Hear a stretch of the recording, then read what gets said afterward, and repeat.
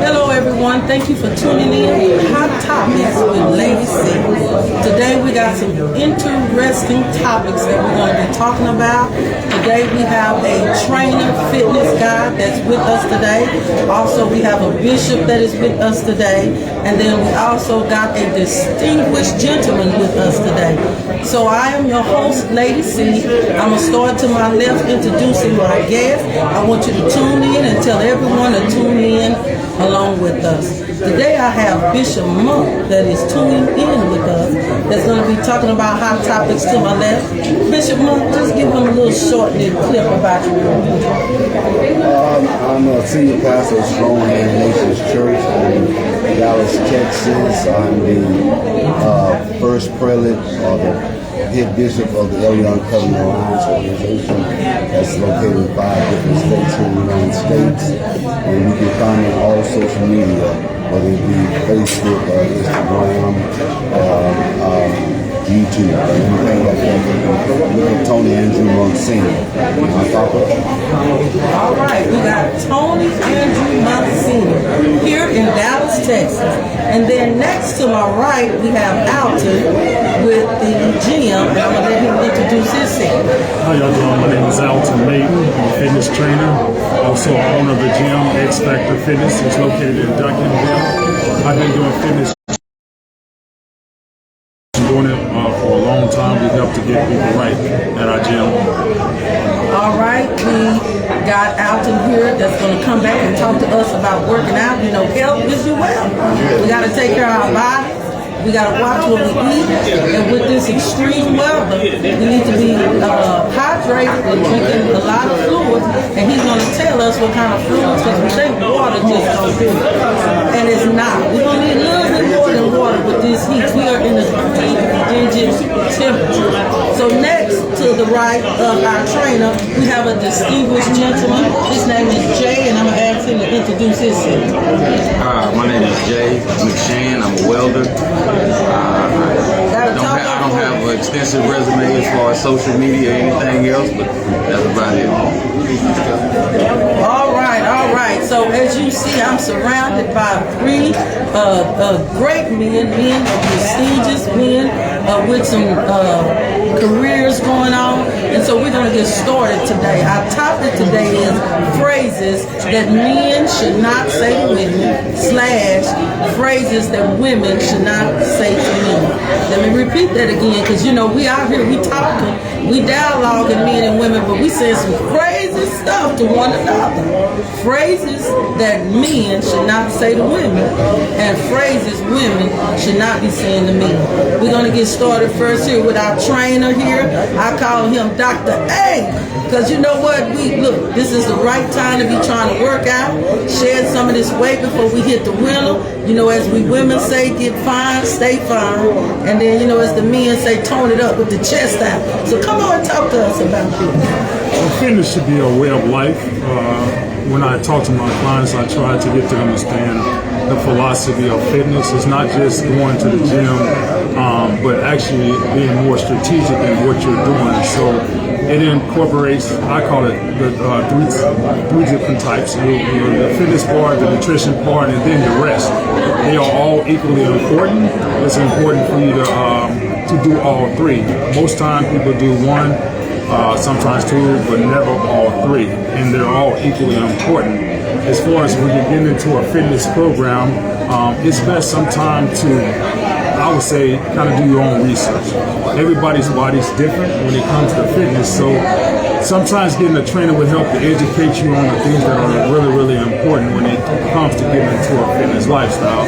I know a lot of people try to go to the gym and then they don't see the results that they're wanting. So sometimes getting a trainer will help to educate you. And so when you're transitioning to do it by yourself, you'll be a lot more successful when you do it. As far as my approach to fitness, I try to find out what the goals of my clients are and then put a program together that helps them to reach their goal. But in turn also to help to educate them. My background is education. I was a teacher for like 6 years, and I was a motivational speaker for 10. So those 2 are my philosophy when it comes to my clients, and I try to educate them, and then the motivation comes sometimes when the clients are sometimes not feeling that energy to go into a Now let me interject you there, Alton, because Alton, I started with him everybody. He was my personal trainer. I hired him, and I thought the brother was gonna have some mercy on me because I was a woman. But when I got up in the gym, he ain't come to no slack, he ain't have no mercy, and he pushed me. And sometimes, Alton, this is what we need in order to stay on our game, to stay with our goals. We gotta be pushed. Look, even the Bible talked about pressing Bishop a little bit, pressing toward the mark. And we know with this mark, Jay, when we got the goal in front of us and we're determined, we can really get this thing going and done. And so what I want you to tell the people out there is with this extreme heat, I mean it's hot. I mean it's like an oven when we step out the door. And to tell you the truth, folks ain't trying to work out. We doing kind of bit of more eating right now than we is working out.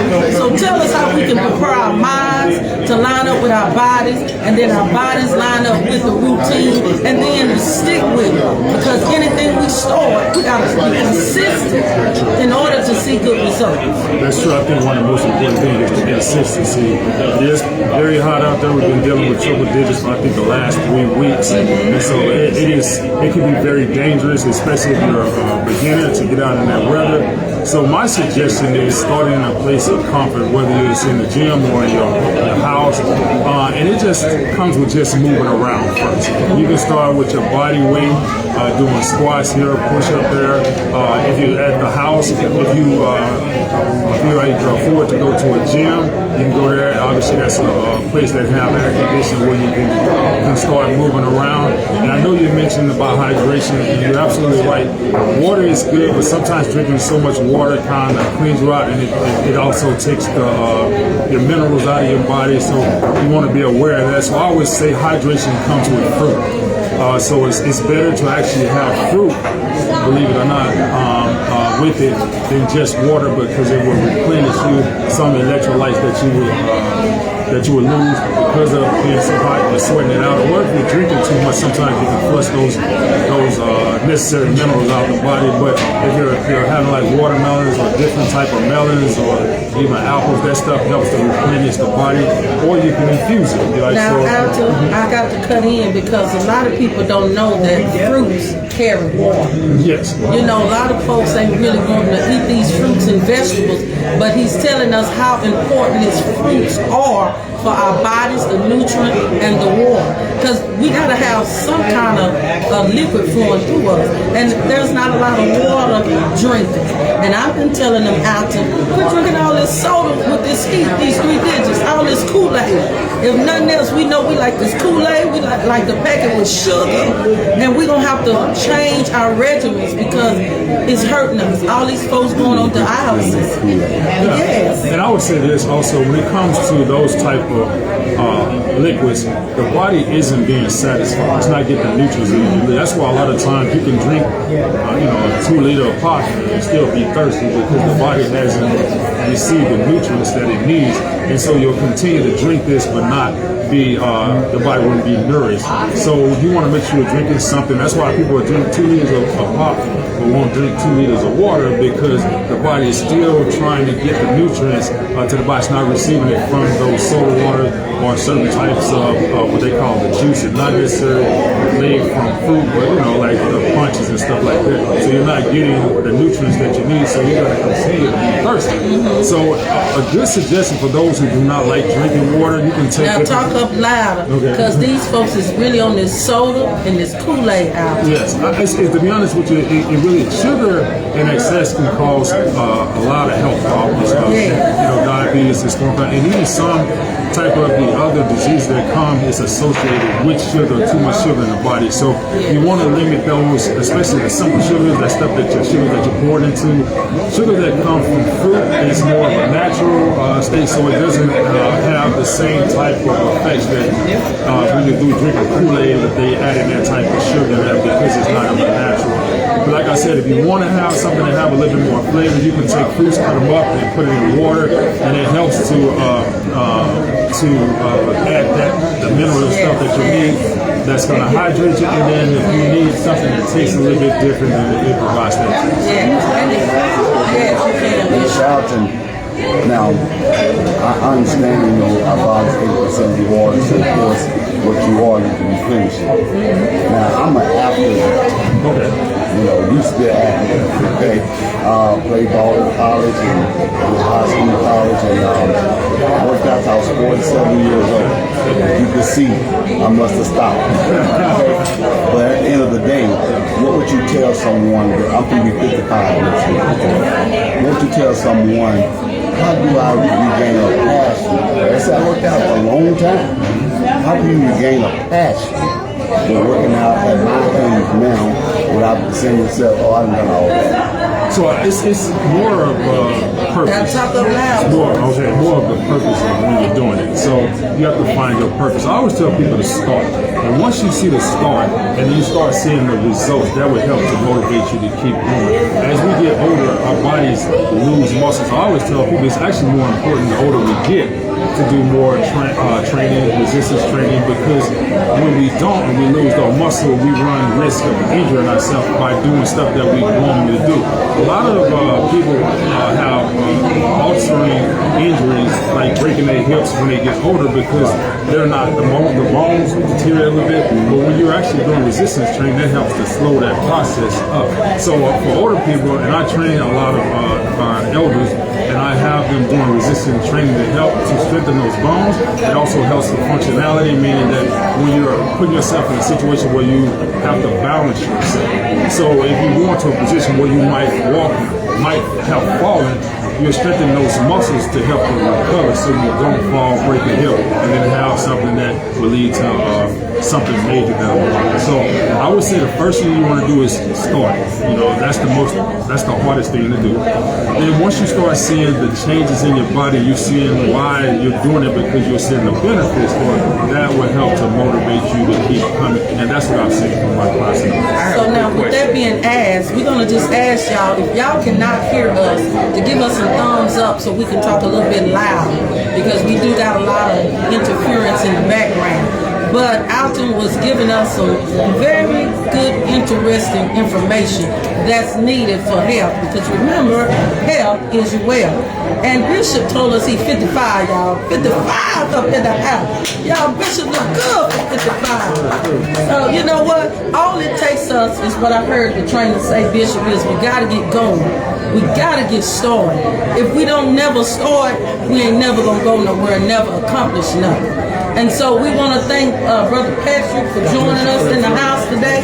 And as y'all see, I got a generation around me. You know, I got the young generation in his 30s. I got 55 in the house. And then I don't really know how. 1 year from 50. Look at this. We got 50. Y'all, he about to take it in. We call this the new day, about to take it in. And then we got Jay here on the end. And I have a question for you. Okay. So, for those that have, say, physical jobs, how necessary is it to work out or go to the gym? Because, like, you have some that sit behind a desk the majority of the day. Then you have some that go to a job like FedEx, UPS, or somebody that's doing a lot of lifting or a lot of standing and walking on a daily basis for 8 hours, 12 hours.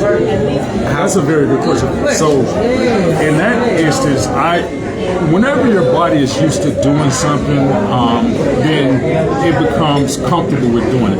And so you're not going to get the benefits of it.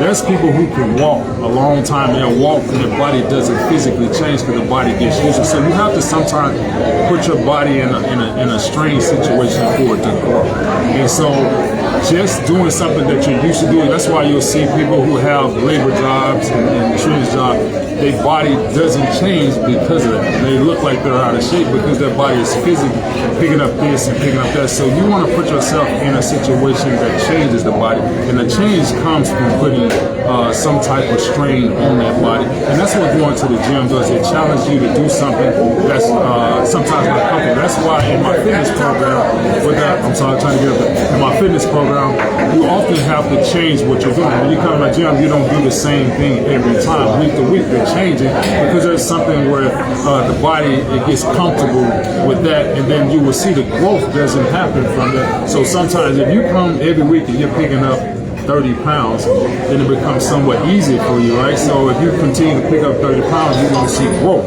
So you might have to put a little bit more strain, so going up to 40 pounds, 50 pounds, and that changes the body. So putting your body in those situations helps to develop and make the body work. I don't know if that answers your question. Now, Jay, that was a very good question what you asked, because we do got a lot of desk folks, a lot of folks that are driving, and you know, when you sitting at a desk all day and you behind a wheel all day, you done basically been kind of sedentary.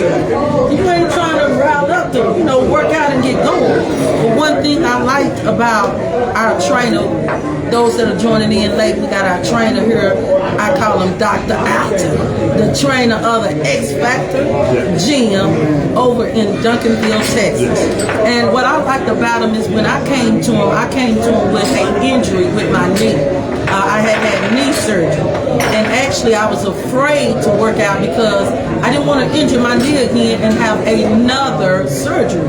And it took him a while to deal with me because I was really afraid. He kept telling me what I could do, what I couldn't do, and it was fear that was holding me back. So those that got injuries, he know how to work with clients that have injuries. And so when he said, look, that knee can take it, work that knee can handle it. Because I used to swell a lot on the knee, not moving it, because I was afraid, like I said. And when I began to say, okay, I got to trust what my trainer is saying.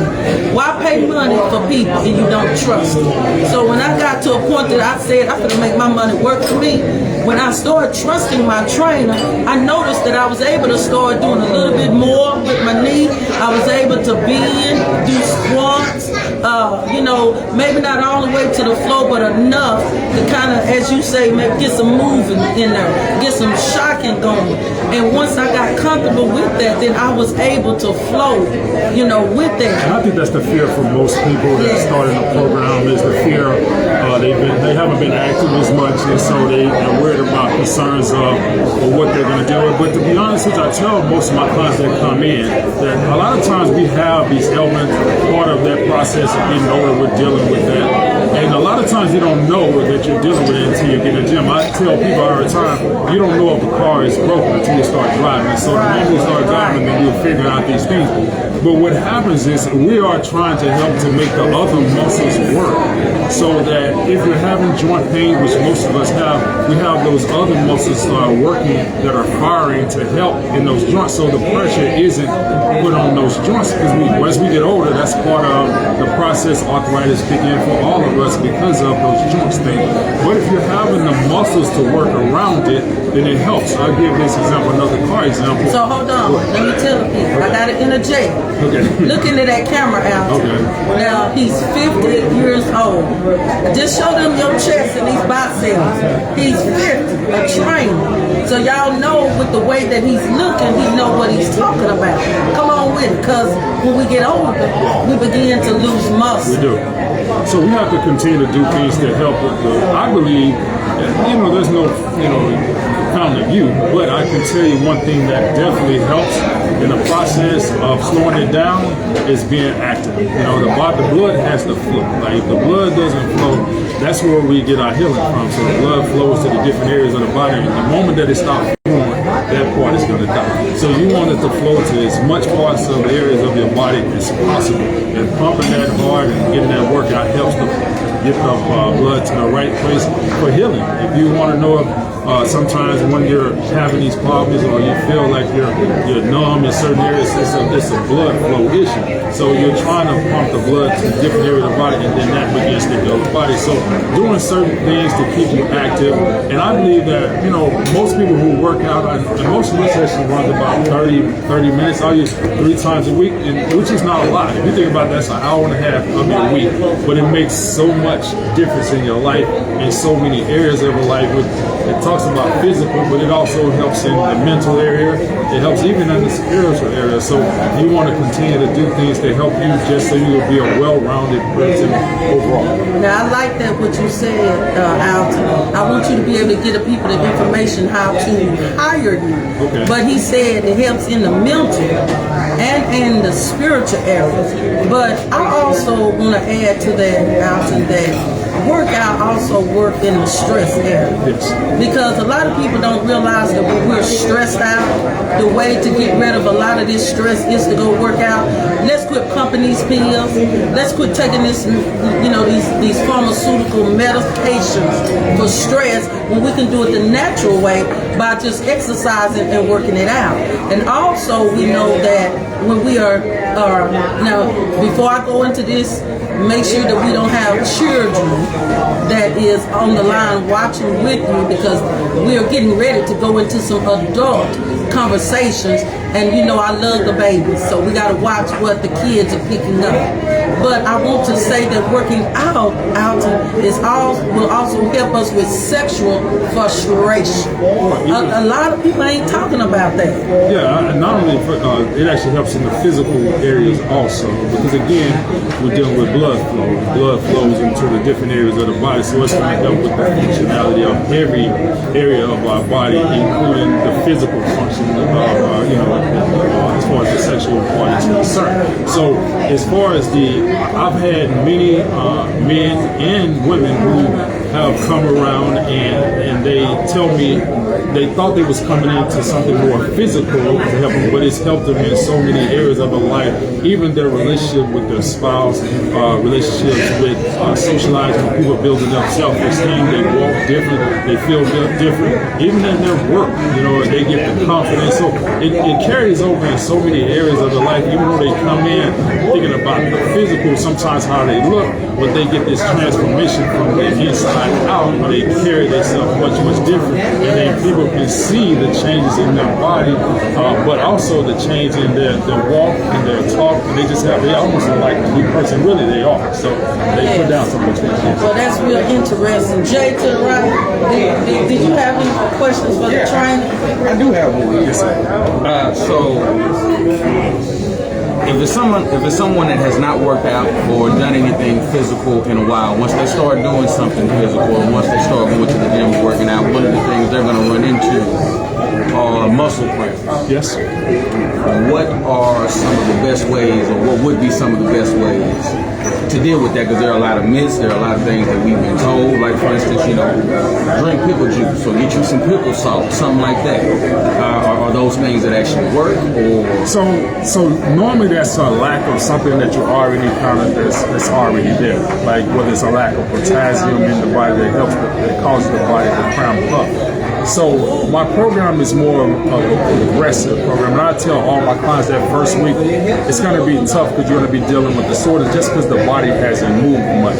I don't have as much issues with the cramping because I'm telling them to make sure that they're replenishing their body with plenty of hydration liquids, whether that's water that's infused with different type of fruit. I'm trying to also put together something nutritional wise so that it helps to fight against those cramps that they might be having as they start their program.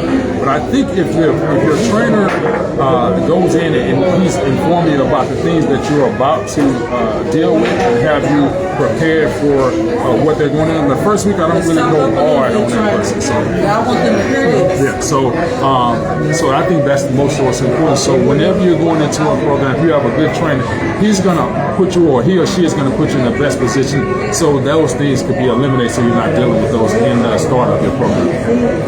All right. Well, here we have today, we're getting ready to shift into the conversation. We have been talking with Alton with the Extreme Gym over in Duncanville, Texas. And Alton, look into the camera and give them your information on how to contact you. He is a personal trainer. If you want to hire him to just time to shift, time to work on your health, or just build muscle, or if you got knee injury, or as he was saying, you need some exercise because you need to renew your spiritual mind. If you're having some sexual frustration, and sometimes we get angry. A lot of ways to deal with anger management is through working out. Now look, y'all, I'm all feminine, I'm all a woman. But sometimes working out, you just got to get in there and do what you got to do because we can't be grabbing folks. So look into the camera and tell them how to get in contact with me. Again, I'm Alton Maintenance. You can look me up on Facebook Facebook. I think it's AL.RMAID is my Facebook. You can also reach out to me by my telephone number. That's how most people get in touch with me, which is 214-723-0751. I look forward to you reaching out via text, or you can call me directly.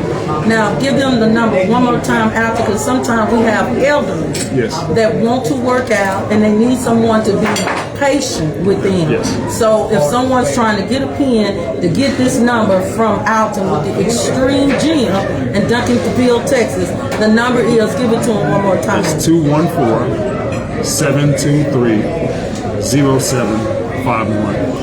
I appreciate you for coming in and tuning in with us today, allowing Alton to speak to you about health, because health is your wealth.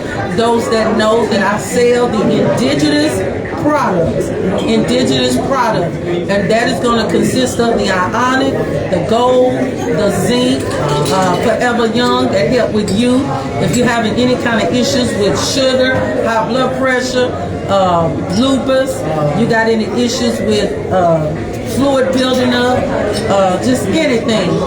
These natural products will help. It is called Indigenous Products. You can contact me at 972-897-0802. Now, as we get ready to shift with phrases that men should not say to women, and phrases women should not say to men. So I want these men, I need Jay to get involved with this, because Jay is married. And we know married couples is saying some stuff to each other when they're getting upset and getting mad. I know Alton is single. He's not married, but he has had his share at his age. He said he's 50. So he's came across some things or two. We got Bishop here that is married. He's been married for a while. So look, y'all know Bishop in the hot seat.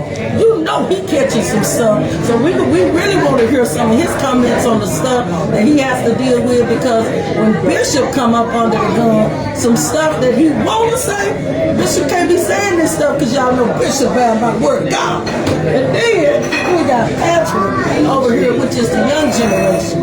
And we know these young men and these young women, they saying some stuff.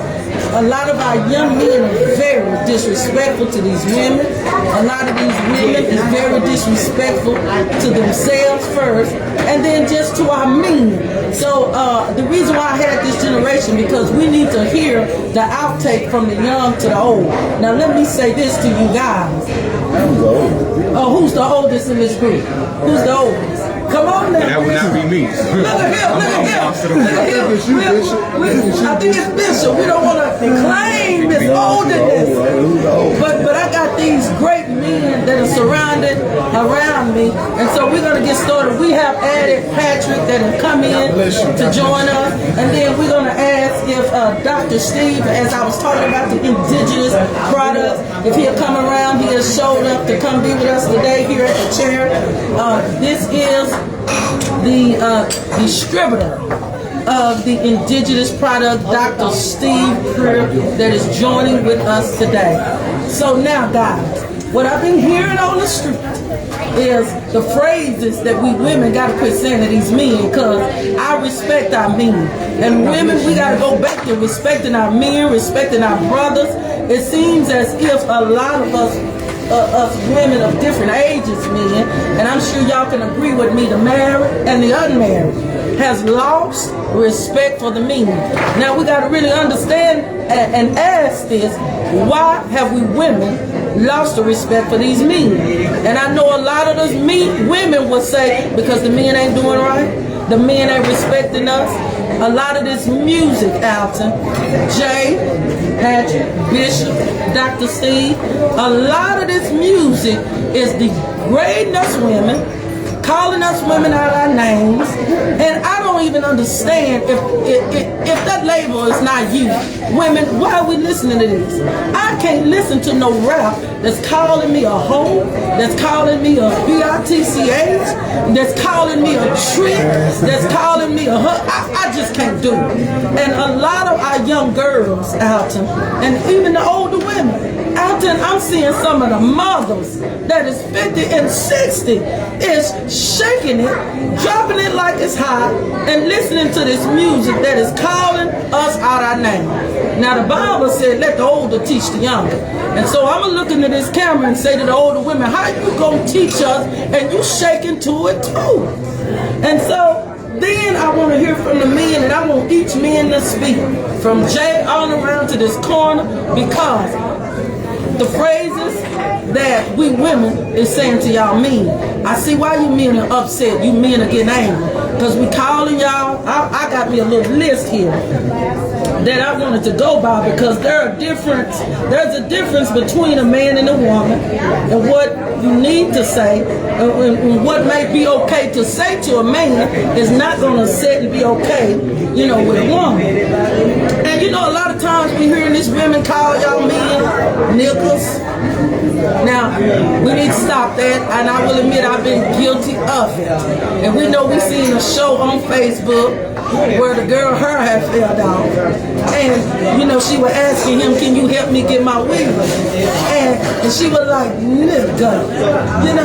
It's just not something that's a great catch to be saying to our men, because y'all dealt with slavery. Y'all been called every name but the right name. And we are black people. Y'all men are not niggas.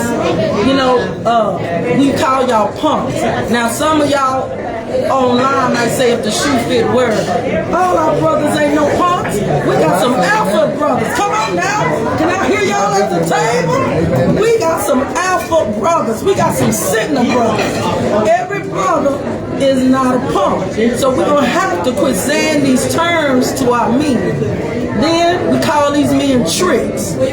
One man, I'm telling you, a brother do not like to be called a trick, because he feels very disrespected when we use these names. I even had to go look it up, check out these names, and say, man, I've been disrespecting y'all brothers, calling y'all these names out. Then I thought about, we need to quit telling these men, y'all, be a man. Y'all already a man. Be a man.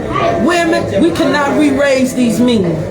They are already men. That's good. So we need to quit telling them to be a man. Maybe soften it and start saying, can you be more mature? Can we talk about this? Because telling a man to be a man is, first of all, you're challenging his manhood. And then we cannot chastise these men because we're not their mothers. The other thing I came up with is handle your business. Look, don't no man want to be told to handle his business, because it's like you challenging him again and then you trying to check him. This is why these men are saying these women ain't respecting us. We ain't finna help them. We tired of the black woman, because a lot of the phrases that we're using with our black men is just, it's not gonna work. Stop talking to me. Ladies, y'all know we guilty of that, because when we don't want to hear what these men gotta say, we'll tell them quit talking to me. We'll tell him, shut up. Don't no man want to be disrespected like he your 3-year-old son, and you telling a man to shut up. Brothers, can I get a witness? Amen. And then the last thing I wanted to talk about is, a man do not want to hear a woman saying shut up. We all adults. And how you gonna tell a grown man to shut up and shut his mouth?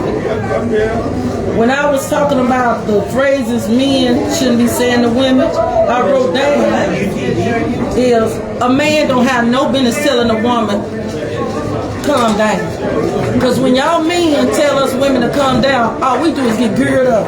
Come on now, y'all online, you women, send me some hearts, send me some thumbs up. Because you know when a brother tells you to calm down, we go to the next level. Phrases that men shouldn't be telling us women. How many of you women want to hear men saying, get on your knees? You're not going to control this. We adults. Don't tell me to get on my knees. If we get on our knees, we should be praying together. Another phrase that men shouldn't be telling women is, bend over. Why are you going to tell me to bend over? You bend over.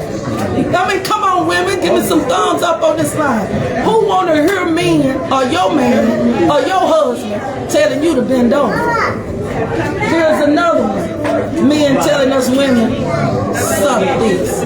Now, once again, we got to make sure while you're online, watch this, because this ain't PG-13. If you got some kids that are in the room, we are having some adult conversations. I got to come back and warn you. And we're talking about phrases that men shouldn't say to women and phrases women shouldn't say to men. And I don't believe that a man have any business telling a woman to suck this. Don't say that to me. You know, now we're really getting deep with these work phrases, because if a woman wants to do that with her husband, let her free willy do it. Because it says in the word of God that what a husband and wife do in the bedroom is undefiled.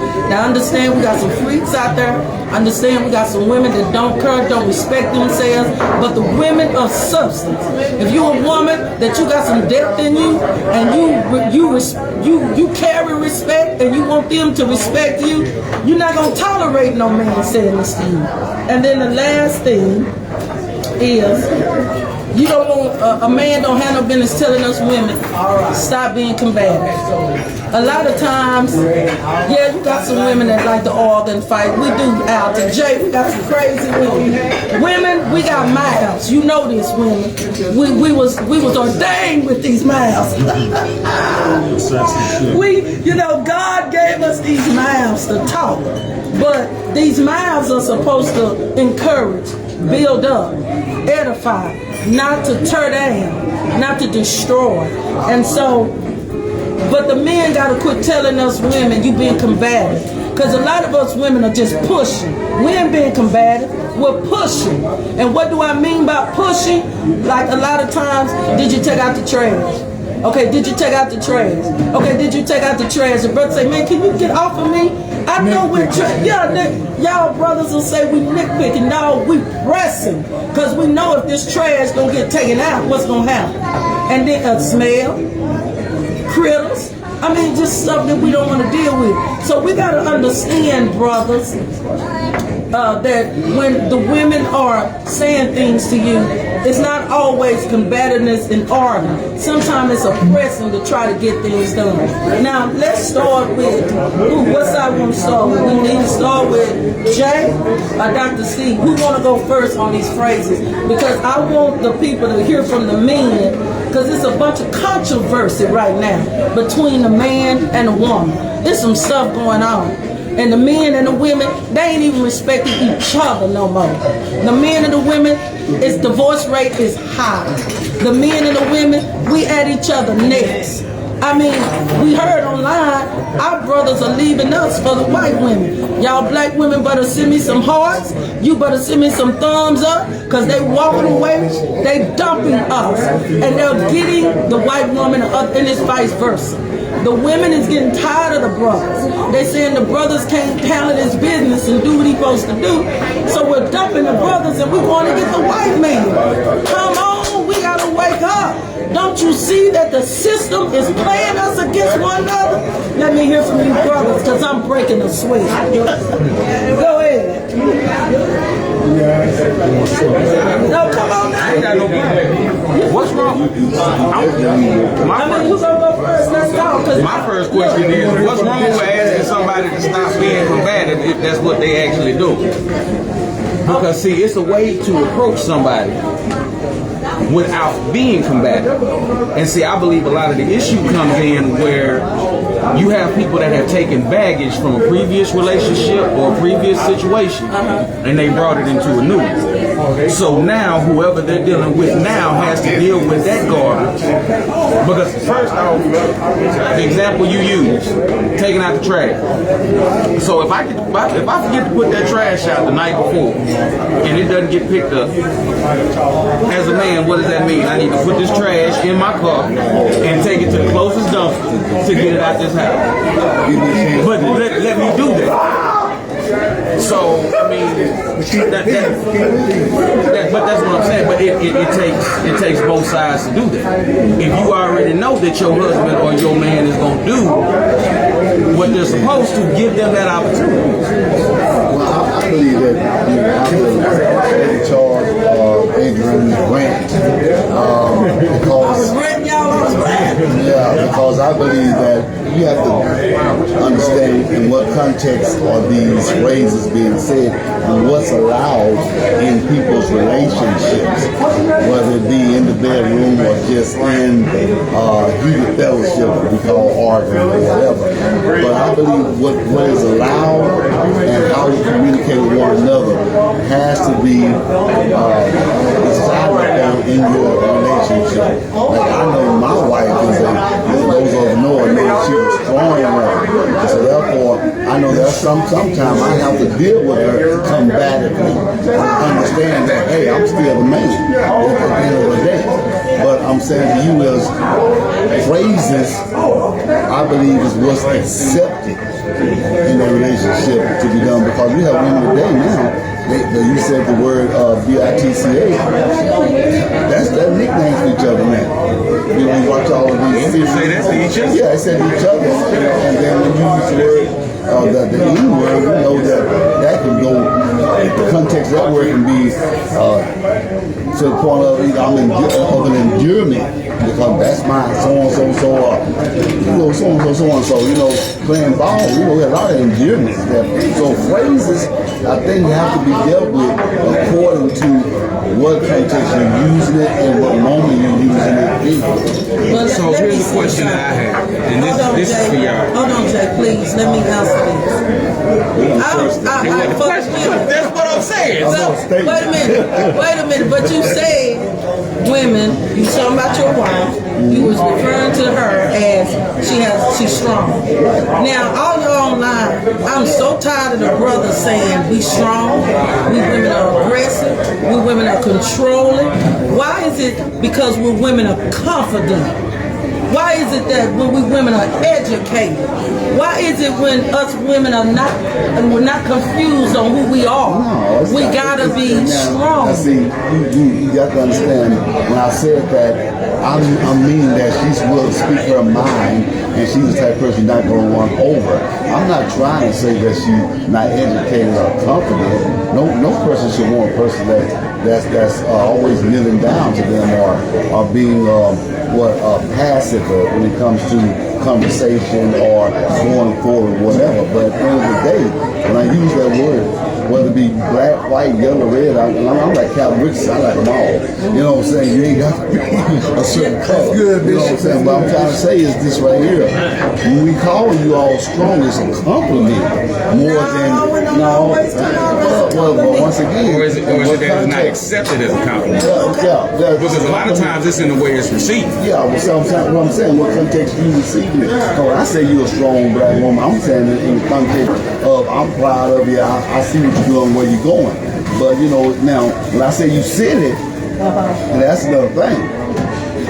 See, what I have to say to these women, y'all hear this bishop flat. Well, I'm just saying. Wait a minute, because I'm just standing up for all the women. Because I'm one of them. I've been told all my life. Stand up for all the women. That's right. I thought we came here to talk about phrases. Yeah, I've been told by all my life I'm strong. I've been told You's kind. I'm straightforward. You is important. I mean, once again, I just have to stay there because y'all men gotta quit telling us women this, that we are too strong. But if we call y'all weak, then y'all gonna have a problem with that. Wait a minute. Why you got to call us anything but who we are? Call me by my name and I'm a woman. I already know. The phrases you use are phrases that are used in a time of something going on. So whether it be sexual or non-sexual, every phrase that you use is a phrase that is used because something or a situation is going on. So that's what he's saying. So why would I try to, whatever situation calls for, is what I'm going to say. To make it through a struggle, you gotta be strong. Hold on, Alton. Is that it? But Alton, if you in the gym and all you sticking with is 5 pound weight, only thing you're gonna be able to deal with is in 5 pound weight. So if at no point in time do you put 25s on there at some point to try to increase your strength, you gonna stay at that particular point. I do agree. Can I just say this real quick? Yes. So, I've never been married before, but when I was in school, I actually went into. I gotta stop. Alton, you 50. Yeah. And ain't never been married. No, I missed that. Red sign, ladies. Red sign. Could be a red sign. But I just feel like sometimes you miss your point. Like I think maybe I was probably in a situation I probably shouldn't have been in at that time, and during that time I might have missed my blessing at that time. So sometimes those things happen. But I did study relationship. That's actually what I studied when I was in school.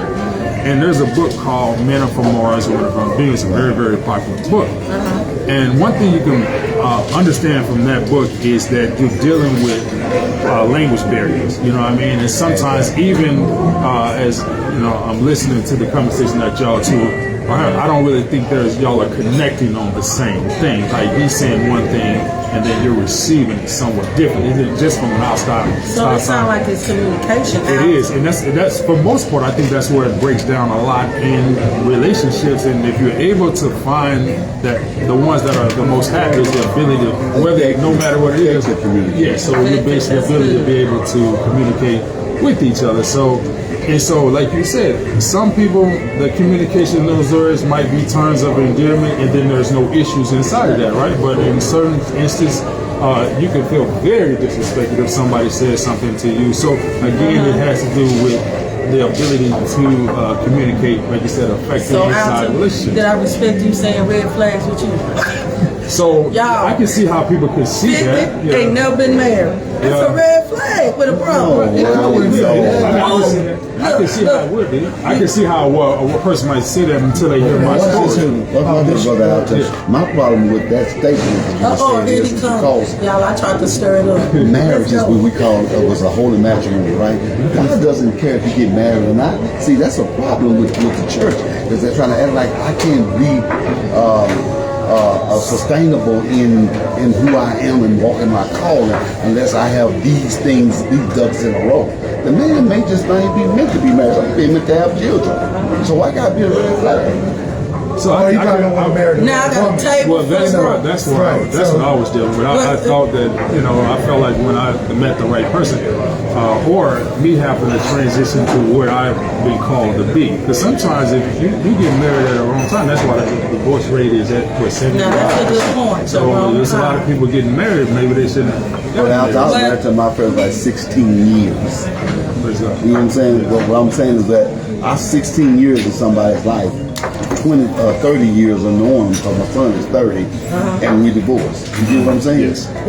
So it ain't no red flag, because you can be, I'll tell you that, if I can be married 5 years or 5 days and it be just right, I take that over the 16 years I went through. Now we're talking about phrases that men shouldn't say to women and phrases women shouldn't say to men.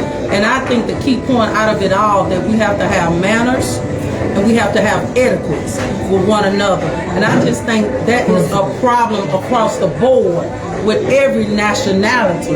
We just ain't respecting one another. You know, the respect has just decreased. It have dwindled with the African American, black woman, and black man. So now I want to say this, because I'm right, was finna get to that. Now Bishop asked, what is respect? But before I answer that, I gotta say this, because y'all brothers need to understand this.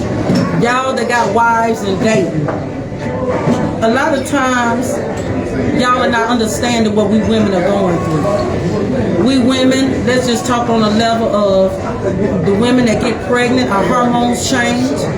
You know, we are more sensitive and we are more intense to respond to what y'all are saying to us.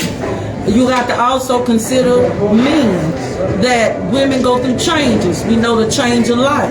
And when women go through the change of life, you know, we're going to have attitudes. We're going to be hot. Look, y'all see I'm sweating now. Look here, I'm 48.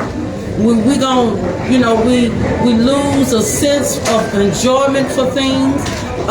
We deal with things hormonal. We deal with things emotional. And when we're going through the change, the truth of it is, the women really just be on the edge. And y'all men need to learn and understand what the female body goes through in the process and the changes that a woman has. Now, some of you dudes, and y'all looking at me online, some of you men are just flat out, just straight up dirty. bad attitude. Some of you men just crazy and ain't got respect for women. But those men, a lot of the men got anger issues. Look, I know the men ready to respond, but a lot of the men of today got anger issues. I know you got a word for A lot of these men are angry. And you know why these men are angry? They're angry because they're carrying. Please let Jay say what he was saying. The men are angry because they are carrying negative toxicity in them. And they've been carrying it for some time. These men are angry because they can't get the pay and the job that they need to take care of their families. You got one These amen right men there. are angry, you know, because you know how society is treating them. These men are angry because they're tired of the slavery that's been going on in America. These men are angry because the AKA black man does not have every opportunity that they're supposed to have here in America. The black man is angry, and when the black man tote this anger around, he take it to his home, he take it to his wife, to his relationship, he take it to his children. I mean, let's just come on now. I'm gonna be quiet. I'm gonna ask every brother at this table: is there any one of y'all that have not been pushed to the edge at some point? Life does that. Lifestyle life. That's the entire purpose of me asking that question. There's not one of us sitting here that hasn't experienced that at some particular point in time in life. So we experience the same things that the women do, not necessarily physically, but we go through some of those same things. Do we always bring it home? Hold on. No, but that does not give us the right to or the ability to be disrespectful or rude. Exactly. Vice versa. Okay. Just like it doesn't give my wife Look at that tone, to be able to bro. do the same thing. Pull that tone down. See right there. Y'all see that aloud? This tone right here. Now, as strong as my tone was, how is my Yeah, you tone? started preaching. Wait. Okay, see, that's the I started problem. looking for the offering plate. Wait a minute, but that's the problem with the dialogue with the man and the woman. It's the tone. We misread and the tones are misrepresented. You know, ladies, I mean, you know, and I got to be somewhere at 4 o'clock. All you men know what 4 o'clock means today. Okay, I got to be somewhere at 4 o'clock. But I'm going to say this right here. I think that we cannot lump all men into the same category. Because you say attitudes. I'm going to tell you something. I'm an alpha male. Nothing really bothers me. Look at me, y'all. I had a stroke 2 Y'all months ago. alpha males, stay May 31st, 6:49 a.m. Paralyzed on the left side. I didn't feel sorry for myself. The doctor said to me, he looked at me, he said, let me tell you something, Mark. He said, you're not injured. He said, it's in your head. I said, oh, okay, that's all I need to know then. Look at me 2 months ago. You didn't know I had stroke, I didn't tell you. But where was your wife in all that? She was right there beside you. I say amen. Oh, I went and visited Now, but hold on, that's a strong woman. Exactly. That's a strong woman. Okay. Hold on. Just because his wife was with him don't make her a strong woman. She was already a strong woman before he had the stroke and the injury. We're not saying that that's what made her a strong woman. That's saying that that's what shows. She that was a that's strong what woman when she said, I do to the alpha brother. Okay. But the point I'm trying to make is Exactly. She wants to take it I where she don't get was. an attitude. Real men don't carry attitude. What they carry? Because of the fact that either I like you or I don't like you. Either I fool with you or I don't fool with you. But we women the same way. Now hold on now. You said your piece. The point I'm trying to make is that you lumped us all in and said we are this and we are that. And I'm telling you that's not the truth because I'm not a guy. I don't carry pressure.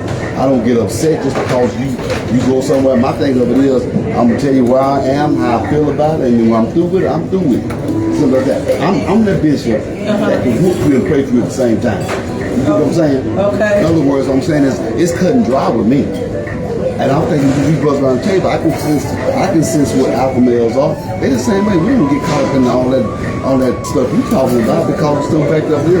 We know that some of those characteristics are womanly characteristics, and that does not define them. See, that's the problem with the alpha male.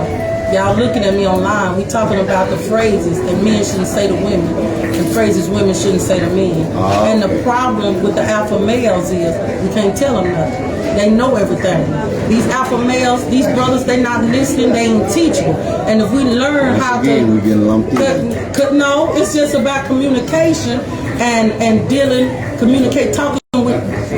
Wait. Which one do you want? You want the one Wait, that you say that's all out of character, or the one that's supposedly not into those things you just talked about earlier? Here's the problem. Don't talk at me, talk to me. See what I'm saying right here? Okay. See, don't talk at me, but talk to me. Like a lot of the men and the women don't even know what their love language is. You should skip to somewhere else. What we talking about? Oh, this is tied into with the phrases, Bishop.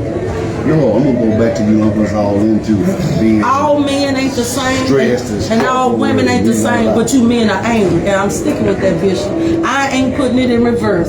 I am indeed strong. I was happy when I got it. I have a very calm spirit, so and I know she probably being as a trainer. Most people said that, and I guess probably comes from me being a teacher, and I taught in an environment where you was dealing with challenging students, and so it helped you to become very much so. So I don't not deal too many with things, different students. and you're dealing with different parents, you're dealing with co-workers. So I don't have it, and so most of my clients come in and say, "Man, you're very, very patient." It's just that's kind of my experience in dealing with people. So, like you said, it take a whole bunch to get me upset. So I'm really have a calm spirit. So when you speak about it, it's kind of like I can't even relate to what you're saying, that because I don't. And my dad is in my time, But you can get there.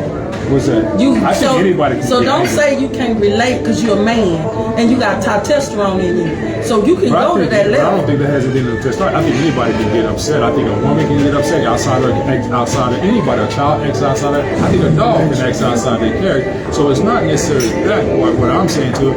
And this is what I say. I have so much respect for my dad. My dad and mom was married close to 50 years before my mom passed away. I've never seen my dad have an argument with my mom. Like, not even he's never raised his voice. He's never had an argument. Now, I've seen my mom try to run into it. And I was like, I wonder where he got that from, because as I was younger, I couldn't do it. If I can get pulled into a situation where I would get argumentative, but I've never seen my dad do it. And my dad said this. He said, when you are the man, there's no need for you to have to argue with somebody, because at the end of the day, what I'm saying is going to go anyway. So there's no need for me to be going back and forth with her. And so I've learned from that, and I've grown from it. And what I've done now is I realized that there's no need for me to be arguing. So I just, and for me, that's what I draw. So when it comes to that, anybody can get outside their character. I believe that, but just for me personally, I just that's not my spirit. At least hasn't been for a while. Now let me say this: just because Alton, my voice is strong, my voice is elevated, and I got high energy, don't mean that I'm that person. I mean, this is just how I'm wired. No. And who are you? I've never stopped any or challenged anybody from being exactly who they are, because I'm gonna learn from you and your. So me, I don't even sit back and say you shouldn't be that way.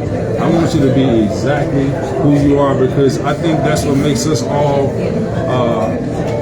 different. You know what I'm saying? Unique. So whatever way that you come, I never say, hey, you shouldn't do that. You shouldn't do that. I say be you now. But men have taken me wrong a lot in life because I've always had a strong voice.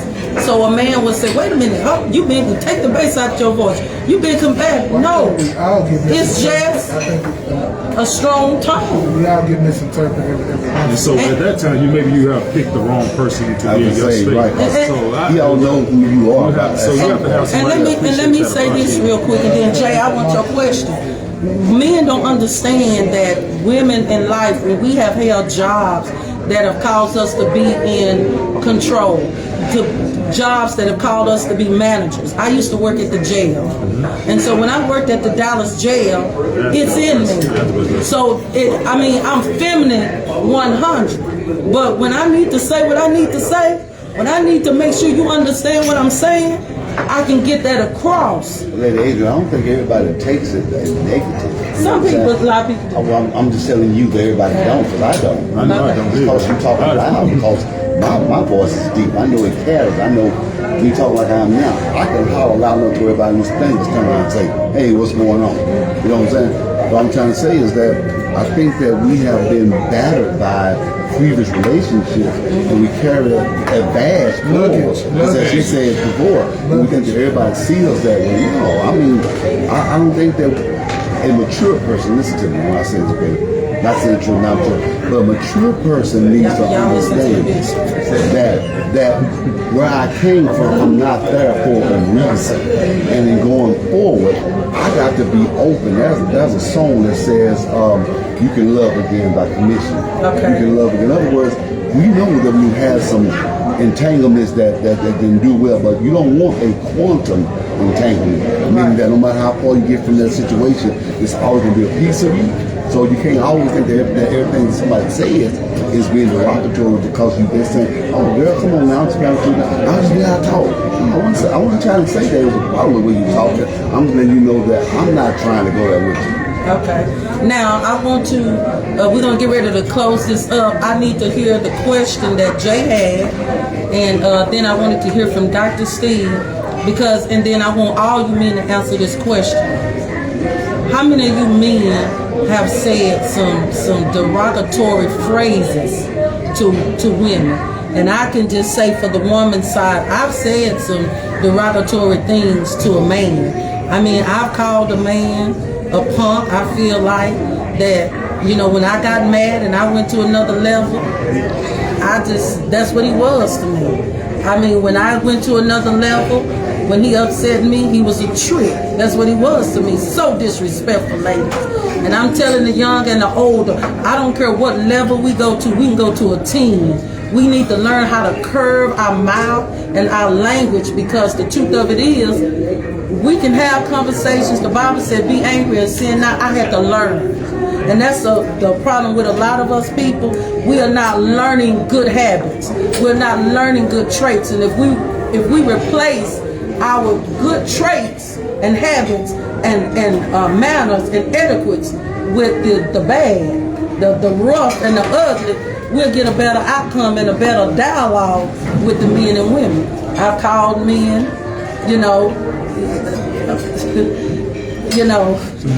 some negative stuff that I should not have said because I was angry. And two, a lot of times out there, we're walking around a ticking time bomb. We walking around, it's a lot of angry women too. When I was talking about the men, a lot of women is angry. And a lot of women got some anger issues. You know why? Because we had babies and the men left us and they didn't take care of their responsibility. You know why a lot of women angry? Because we got married to husbands that we thought was going to treat us right, but they wasn't faithful. They cheated and violated the covenant. A lot of why us women are angry is because we're single mothers. We're struggling to survive. And in this season and in this America that we're living in, it takes a two-parent household, two-parent income to be able to survive and make it. A lot of us women, we're angry and we're mad because all we want to do is just be married, have a husband, build a home, build our house. You know, we want to have something. We want to be respected as the wife, as the woman. And a lot of that is not going on, so the woman is angry too. Go ahead. But can I say something? Can I say something really quick first? I just want to say this. I just want to pick it back up on really quick on what you just said. The first and number one thing is, and I'm quite sure Bishop, you can relate, First Lady, as well, and the rest of them is, the number one first thing is admit it. That's sometimes you have to admit your flaws, and then secondly, communication. But I was listening to what you were saying, First Lady. I just want to say this, First Lady Charles. You was just stating that a lot of times, and I'm quite sure the rest of us brothers can relate to, especially Bishop. A lot of times when you're mad and you're upset or frustrated or angry, you tend to say or do certain things that you didn't really mean to say or do. I mean, it's normal, it's natural. You see what I'm saying? But my thing of this, but like it's kind of like also. The old saying goes, you can't take back whatever you say once it has been verbally, announced or presented verbally. But here's the thing. I just want to say that's clear on your part. But stop right there. We can't take it back. Right. But we can repent for it. Well, no, that's true. That's true. Because the good book says, out of the abundance of the heart, the mouth speaketh. So a lot of times, All I'm saying is, that's great on your part, is that the first thing is admitting. The second thing is communication is always key, you know. But the third thing I just want to say is, a lot of times I'm quite sure we've all gotten to a level we've allowed someone to, to provoke us to anger, to get us out of our character or out of our normal self condition or whatever like that. But the fact of the matter is, when you say or do things when you're mad and upset, then you know you may tend to say or do things you didn't really mean to say or do. But once it's being said, and a lot of times that's just like a person. I know none of us don't drink at the table. I hope not. You know, I'm quite sure maybe some of us probably have in the past. But it's just like a person. When you make a person angry, upset, that's just like a person if they drink. Once you make them mad and upset, you know, a lot of times a person will let you know how they really feel. If they've been drinking, the real them are going to really come out. So the only thing I'm saying is, a lot of times we have to be very careful. But I'm glad that you admitted to help the people of God, you know, on the Facebook Live and on the Facebook Man. Is at first we have to admit. A lot of people, they don't like to admit their wrongdoings or their flaws or you know, we all have a past, you know what I'm saying? But the first thing is admitting. That even when you come to Christ, you have to admit. Patrick, let me say something, and then we got to. No, what you said, I appreciate it, was good. We got to go to Jay and then Dr. Steve. Yeah, a lot of times we don't think before we speak, and like the Bible says, charity begins at home. Morals, standards begin at home. We have to be trained. And the truth of it is, a lot of times, people just not trained. Think before you speak. I mean, I came up in a Christian home, but do you think my mama was saying, think about what you say before you say it? She was not telling me that. She was telling me about the Lord and this and that and Jesus. And Jesus can be just so pressed down and pushed down in us that parents are forgetting to teach the fundamentals. And so then when we get out here in society, we can't survive just off of Jesus alone. You got to be able to have balance. You got to have a perspective. When you get in the real world, you got to be able to survive with the Lord, but with the fundamentals, with the morals, with the all that in one pot. And so I had to go through a process.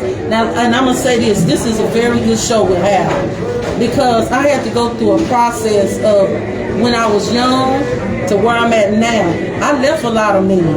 And I left a lot of men because I didn't have the patience, like Alton was saying.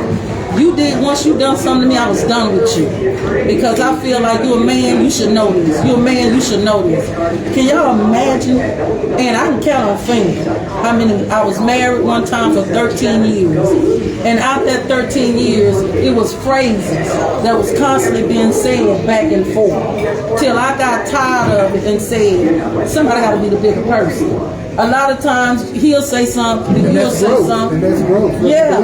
That's growth. You know, and then it came to a point that I said, hey, this ain't working. We unequally yoked. You pushing my button, I'm pushing yours, and look, we all just gonna blow up. You know, so I had to get out of that unhealthy 13-year marriage relationship, but I took my own responsibility too. And my own responsibility, a lot of it was my mouth of some of the phrases that I was saying that I hadn't been taught or I hadn't been trained how to or not to say. The one thing that can really mess a man up is that a woman can look a man in his eye and say, you be a man. Be a man. Why don't you be a man? I mean, once you say that to a brother, he out. He checks out. He out the door. He ain't doing nothing. He ain't spending no money. He check out because it's messing with his man. And so then on my second marriage, I was married 9 years. And on the second marriage, even though some of the things that I was saying they were true, I was still out of order out for making those kind of statements to the man, because just because it's true don't mean I gotta disrespect. And ladies, we need to understand that too.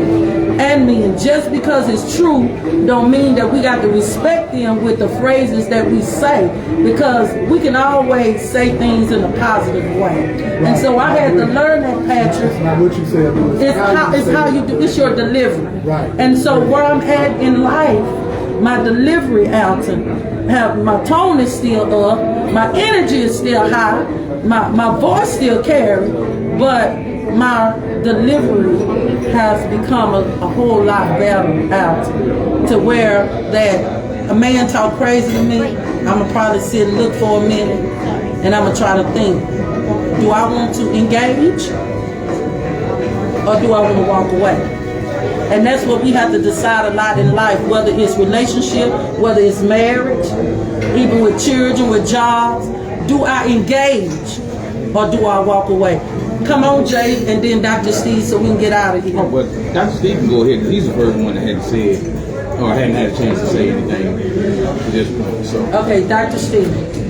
First of all, this is Dr. Steve with Indigenous Products here in Dallas, Texas.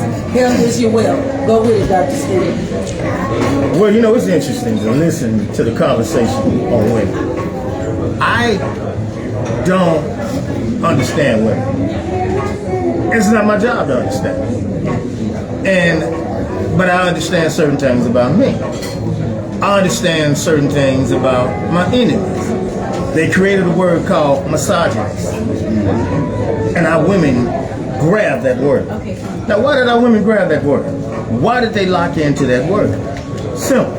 They lock into anything that feeds into their feelings, their emotions.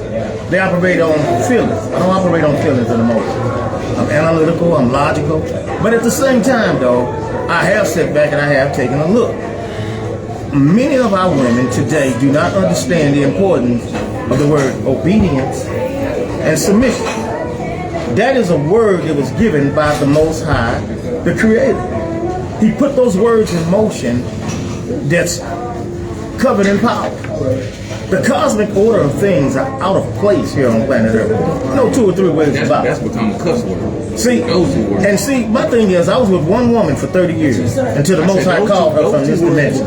30 years. And you may say, well, why was I with one woman 30 years? I said, because she was humble, she was submissive, and she understood that I was the leader. Let me interject, Dr. Steve. Turn this camera to me, Steve. I want Dr. Steve because he talked real strongly on submission and obedience.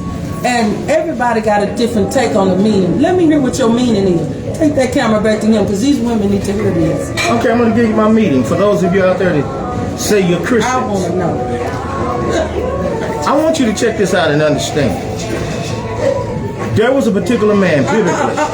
What is the meaning? What's your meaning of obedience and submission? Because some of you men think that means we doormats and robots and maids. I'm going to tell you.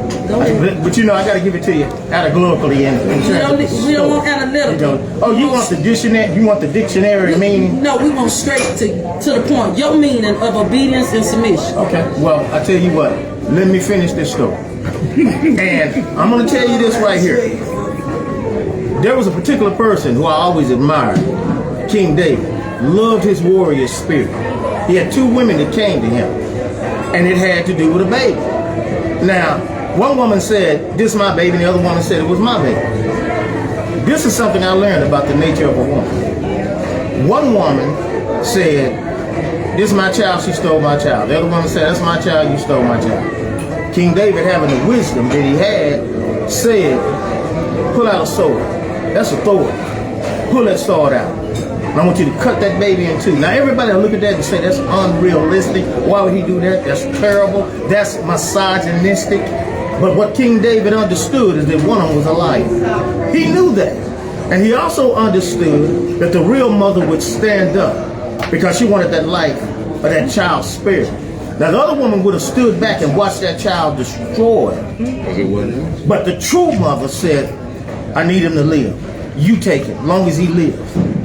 Do you know how many women walk around with that nature that I'd rather see you go to jail behind a lie, see you locked up, hit themselves, and say you did it when you didn't? We are in a weaponized system. And this system that we're in is weaponized to the point it will destroy a man. Now I know that's about a woman's nature. And women's nature is hypergamous. They go in the direction where they see power and security. But the only thing about our women, indigenous, Hebrew, otherwise, they've been tricked. And most of our women do not understand that the people who gave you these high-ranking positions, that gave you these jobs, are about to take them away. Oh, and they're preparing to bring in another pandemic, and this one is going to be 10 times worse. Women are going to be put in a situation where they're going to bow down. I got to bow down to the Most High. I got to bow down to AKA Jesus Christ, Yahweh. I don't have a problem in bowing down to authority in my Creator. But the order is man, the Most High, the Son, you call him Jesus Christ, I say Yahweh Shah. Next, man. Now, if you go bypass that order, Dr. Steve, please. you're gonna have trouble. Hold on, Dr. And Steve. our women are bypassing that order. He ain't And stopped. as long as you bypass that order, CW, turn this camera. And the reason why I gotta stop Dr. Steve is because he can talk, he'll go on. And what he say got some substance to it. Some of it I don't agree with, because I asked him what was his definition of submission and obedience, because the black man is strong on that. And I would ask the black man that's so strong on that, on submission and obedience, is what are you doing to rebuild your home? Now, I don't have a problem with it. A lot of women is scared of the word submission. It's in the Bible. It said, "Wives, submit unto your husband as submitted unto the Lord." Where I have the problem at is men will take that out of content a lot. I'm not saying all men, Bishop, because y'all know Bishop will come from it. But a lot. Bishop will set order. Yeah, a lot. They will come, the man, as you say, Dr. Steve, the AKA black man will treat us women using obedience and submission like we are Hebrew slaves. I mean, come on. And with this obedience and this submission, y'all need to really understand me and what it really means. It means for us to respect you. That's really what submission and obedience is. It means to respect y'all and to be honorable towards you. It does not mean that we got to do everything you say, because we're going to agree to disagree. Lord, can I just interject with this part, man? I promise I'm through talking. Now, Give us the word, Bishop. Give us the word, Bishop. Yeah. Give us the word, Bishop. That was Solomon that made that judgment to David. Yeah, it was Solomon. You know, I mean- Not King David, but Solomon. But watch this right here. And I take that because who everybody listen. Hold on, Bishop, hold on. Because I'm so tired. Ephesians 5, Corinthians 7. No, Bishop. Never ask a woman to love the man at all. I'm tired of you men trying to make it like it's us women the problem. This is A lot of the problem is the men, because they're not in their rightful place in leadership. The men are not strong like they used to be. Men 20 and 30 years ago are not like they used to be. I gotta say But that. listen to me for a second. Give us the word, The Bishop. problem is Ephesians and Corinthians both talk about, once again, as I said with Brother Al, you don't have to get married, y'all. God institutionalized marriage, meaning that it wasn't the situation at first. But watch this here, though. People get it misconstrued because you take out of context what marriage is about. He says, husband, love your wife as Christ loved the church, number one. He never asked a woman to, in turn, love the man. This is where we get it all mixed up at. The woman, she calls herself trying to love us when God even does love us. But just to be what? Submissive. Come on, anybody read the Bible? He said to be submissive. That's all she got to do, right? So it's not that we're asking you to do something out of the way. Now, if men have abused that privilege or have abused what God said to do, then that's on the man, and that woman tell God on the man. See, that's what the problem is. The woman shouldn't keep on trying to think she can get us right. If you are a sanctified husband, sanctified husband, tell God on the man. You go into prayer and understand, but going forward and understanding when you choose somebody in this institution of marriage, God doesn't care who you marry. Stop telling people that. God does not care who you marry. He just said, if you marry, this is how it has to be. Bishop, you want to go spiritual, but let me tell you something. Why you men? Well, no, I'm just giving Bible. It's Bible, but why you men keep talking about what the woman and the man supposed to be? Where is the duty of the man? The reason actually why a does lot say of the duty, reason why. It actually does. The word actually does say the duty of the man. I mean, where is it? It's I mean, it's in I believe it's Genesis when God made Eve for Adam. It said what Adam's responsibilities were. I mean, it's just to the point to where a lot of times we women are out of order because you man ain't in place. But No. But you say because, but does that make it right? It don't make it right, Okay. but men fix your home. Men fix your marriage. Men fix your relationship. Well, let me say this real quick. Go ahead. So, I mean, I feel like this, and we talk about order. He was saying the order. So we have, after that, you got man, you have the wife, and then you have the children. Imagine if the children went to the mom and said, you're not doing what you're supposed to be doing as a mom. So it makes me to misbehave and do whatever I want to do. So when it comes to order, you have to always be careful when it comes to that. Because the only person I agree with you, when it comes to, if you believe that your husband or whoever you're dealing with is out of order, then you have somewhere to go to divorce him. And the only place you should be going is the person that's over the man. And so if you bypass him, then you bypass him, because going to him ain't gonna fix it. You need to go to the person that has power. If I'm working somewhere and somebody is giving me a hard time, they're my supervisor, I'm gonna go to somebody that's over here. while So you when you're still dealing agreeing with the bishop, the Bible still says the duty of a man. what I'm saying to you, I'm not agreeing whether we're not talking about whether the man is right. Follow the chain of command What I'm first, saying and to if you- that's done, but then you. If you say you have a grievance with Because a we man, know it's order. so if you have a grievance with the man, the question I ask is this: when you go to the man, has it worked? So that's what you got to find. Because at the one, if you're going to him and it's still broken, then whatever you're doing is not working. So you need to say, you know what? Because if I went to my manager and say, hey, what you're doing is not right, it's not in order. If it doesn't get fixed, right? What's your next thing you're gonna do? You're gonna go back. Now, how you go to that man is probably gonna make all the difference. Because if I went to my manager and I was telling him, you're not doing this, you're not doing it, I'm probably not gonna get a good response. That's all. So I don't want to like people. I know we probably have gone over time, but I was just saying, just listen to me. I am agreeing that you should have, and from a wife's standpoint, I think you should voice to the person that you're with that he's not in order.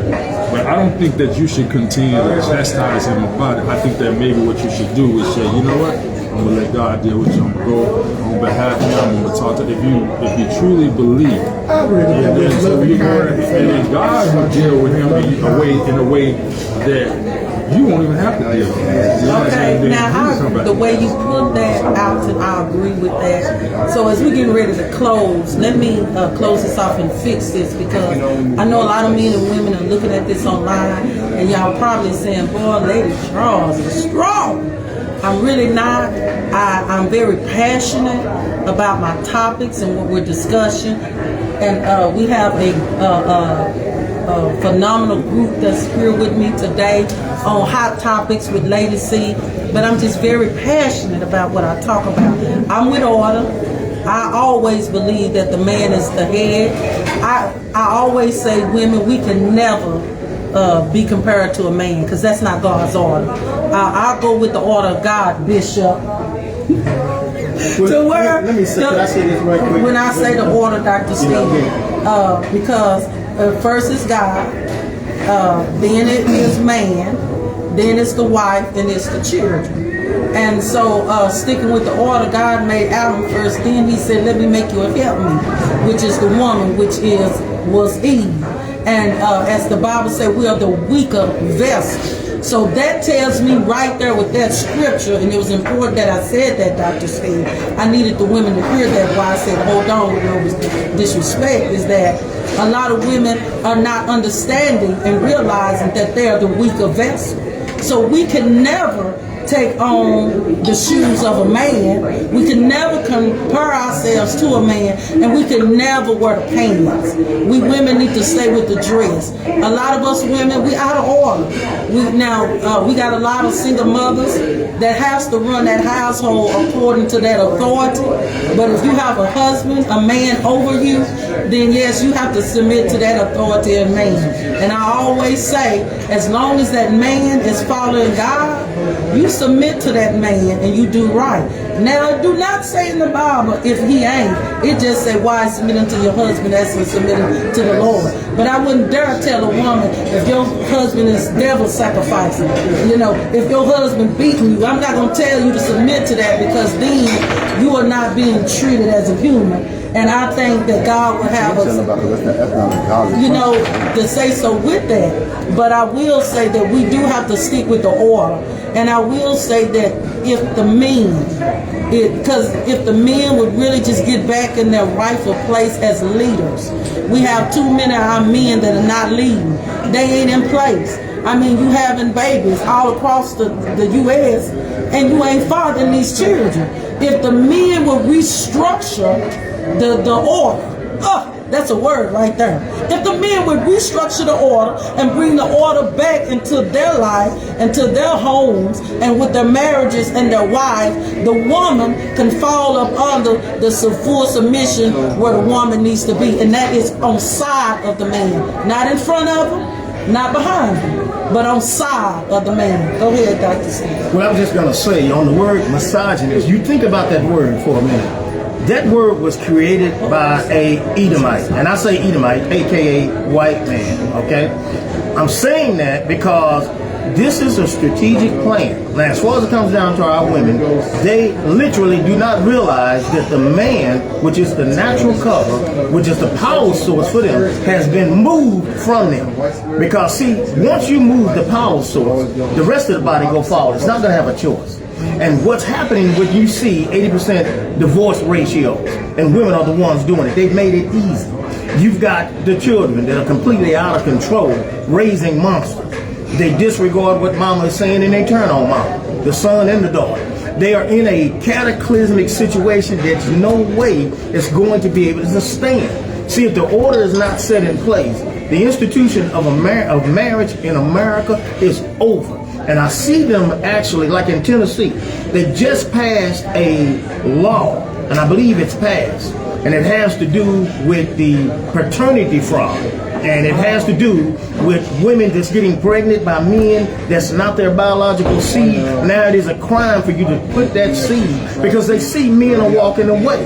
And a lot of our women today are unaware of what's coming to America. If I talk to a lot of women and say something, what do you know about the Rex 84? They don't know about that. What do you know about the King Alfred plan? They don't know about that. What do you know about Operation Cable Splash? They don't know about that. They're making preparations right now here in America to take you, separate you from your son, your daughter, move your man because he's not going to be in this country, and you're going to have to deal with the warfare of the concentration camps, the digital currency, the monetary system, people looking at yellow freight that went under. That's one of the largest trucking companies in the United States. What do you think that means? There is a storm coming to America, and they are basically working. Our women don't look at this.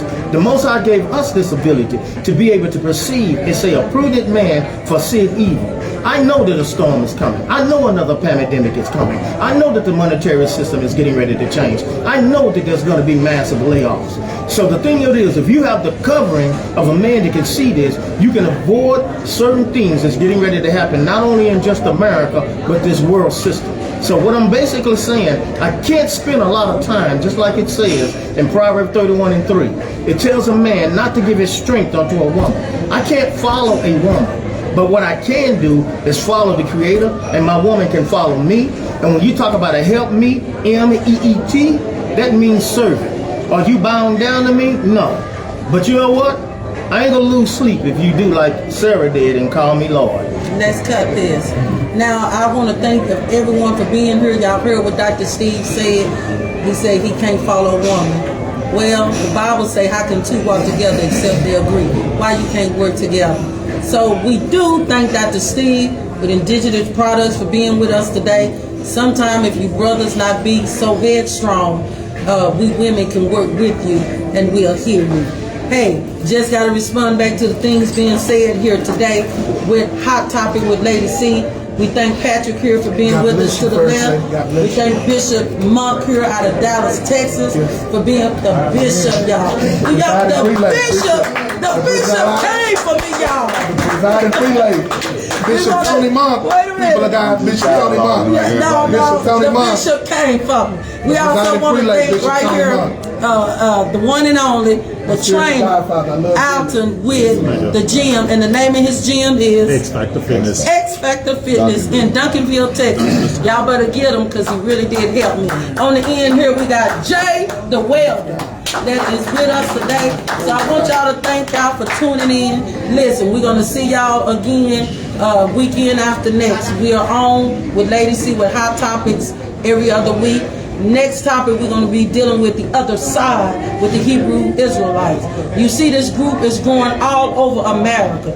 You see the Hebrew Israelites, there's some issues coming up here, issues coming up there. We know that America is saying that they're a hate group, but a lot of what the Hebrew Israelites, as far as the spiritual, a lot of that seems to be of substance and be of truth. So we're going to have some Hebrews with us the week after next on Hot Topics with Lady C.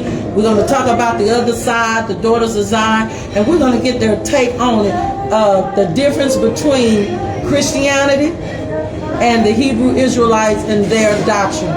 It's going to be a serious hot topic. So everyone that's watching, I'm challenging every Hebrew Israelite and every daughter of Zion that can meet us here.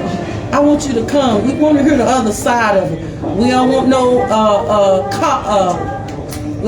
heat, but what we do want is a discussion from the other side. You can reach me at 972-897-0802. You can also, if you'd like to be a blessing to Lady C with Hot Topics, you can send it to Cash App. That would be $MYA4400. Once again, $MYA4400. Until next time, men, keep it up. Women, know your place. Hold on, one moment before you end, man of God. Let's put our hands together for First Lady Charles, the host of this spiritual TV show. Amen. We want to thank God for First Lady Charles. Amen. Come on, let's clap our hands again for the host of this organization, for this TV show. Amen. Want to greatly honor First Lady. Love you, First Lady. Thank you. Amen. Appreciate Thank you for having us, First Lady. Appreciate Amen. it. I just want to say that. And thank you to all my listeners that was tuning in. Send your comments. Send me some thumbs up. And I gotta have your hearts. Good.